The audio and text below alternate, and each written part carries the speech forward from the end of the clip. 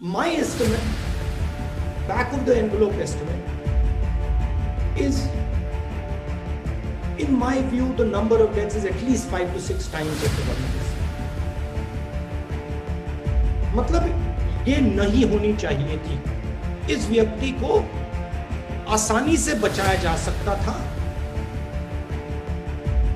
कहते हैं इंसान तब समझदार नहीं होता जब वो बड़ी बड़ी बातें करता है, बल्कि समझदार तब होता है जब वो छोटी छोटी बातें समझने लगता है। ऐसी ही समझदारी वाली बात राहुल गांधी ने भी कही है।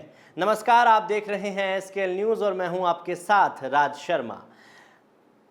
हमेशा अपनी बातों से सरकार को आगाह करने वाले कांग्रेस नेता राहुल गांधी ने सरकार को आने वाली कोरोना महामारी की तीसरी लहर से आम जन को बचाने के लिए मंगलवार को एक प्रेस कॉन्फ्रेंस में श्वेत पत्र जारी किया है, जिसमें राहुल गांधी ने सरकार के कोविड मैनेजमेंट पर रिपोर्ट जारी की है। हमेशा की तरह मोदी सरकार पर लगातार हमला करते हुए राहुल ने प्रधानमंत्री नरेंद्र मोदी पर सीधा हमला बोलते हुए कहा कि कोरोना की दूसरी लहर में प्रधानमंत्री का फोकस ऑक्सीजन पर नहीं बल्कि बंगाल के चुनावों में था। लोगों की जान प्रधानमंत्री के आंसुओं से नहीं बल्कि ऑक्सीजन से बचाई जा सकती थी। राहुल ने कहा कि सरकार की लापरवाही की वजह से दूसरी लहर खतरनाक साबित हुई और लोगों की जानें खराब चिकित्सा व्यवस्था और कमजोर मैनेजमेंट के चलते चली गई।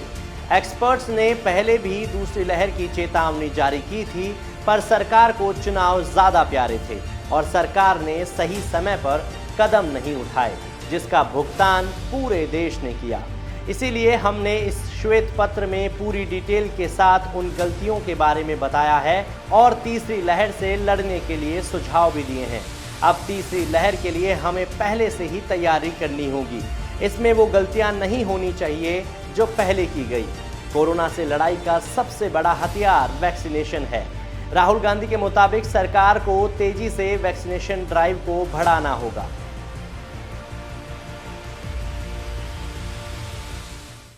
राहुल गांधी ने प्रेस कॉन्फ्रेंस में 4 मुख्य बातों पर सरकार को जोर देने को कहा है। आइए जान लेते हैं आखिर क्या है वो मुख्य बातें। Basically developed 4 pillars. One pillar, of course, is the idea of understanding exactly what went wrong, which is the foundation of the white paper.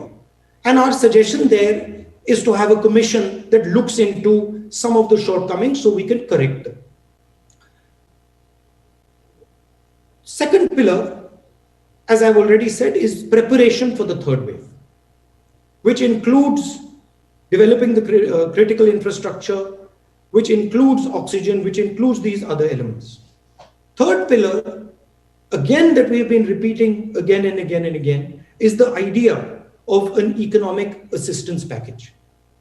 COVID is not just a biological phenomenon. It is also an economic and social phenomenon. And that is why we have to make sure that the poorest people, the weakest people, small and medium businesses are provided the support that they need to get through it.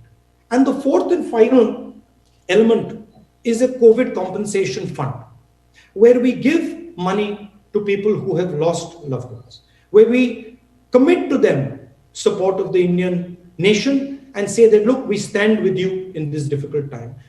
तो ये थे राहुल गांधी, जिन्होंने पहले भी कई बार press conference करके सरकार और प्रधानमंत्री पर निशाना साधा था। पिछली बार उन्होंने 28 मई 2021 को कोरोना के मुद्दे पर प्रेस कॉन्फ्रेंस की थी। 28 मई 2021 को हुई प्रेस कॉन्फ्रेंस में राहुल ने कहा था, कोरोना की दूसरी लहर के लिए प्रधानमंत्री की नौटंकी जिम्मेदार है। वे कोरोना को समझ ही नहीं पाए।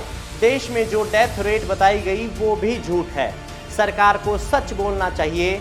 सरकार समझ नहीं रही कि वो किससे मुकाबला कर रही है। इस वायरस के म्यूटेशन के खतरे को समझना चाहिए। आप पूरे ग्रह को खतरे में डाल रहे हैं, क्योंकि आप 97% आबादी पर वायरस का हमला होने दे रहे हैं और सिर्फ 3% लोगों को टीके लगाए गए हैं। राहुल गांधी ने दावा करते हुए कहा कि 2 तरीकों की कोविड डेथ होती है। पहली ऐसी जो नहीं होनी चाहिए थी, जिन्हें बचाया जा सकता था। दूसरी ऐसी जिन्हें कई गंभीर बीमारियां हुई। भारत में सेकेंड वेव में 90% मौतें बेवजह थी जिन्हें बचाया जा सकता था। इसका सबसे बड़ा कारण ऑक्सीजन की कमी थी। यहाँ कई डॉक्टर्स का कहना है कि अगर समय से ऑक्सीजन दी जाती तो इन मौतों को टाला जा सकता था। अब सरकार राहुल गांधी की बातों को कितना सीरियस लेती है ये तो आने वाला वक्त ही बताएगा कि सरकार इस दिशा में क्या कदम उठाती है, वरना कहीं ऐसा ना हो कि जब कोरोना की तीसरी लहर आए तो केंद्र राज्यों पर और राज्य सरकारें केंद्र पर अपनी गलतियों का ठीकरा फोड़ते नजर आए। फिलहाल के लिए इतना ही। ऐसे ही इंटरेस्टिंग खबरों को जानने के लिए आज ही फॉलो करें SKL न्यूज़।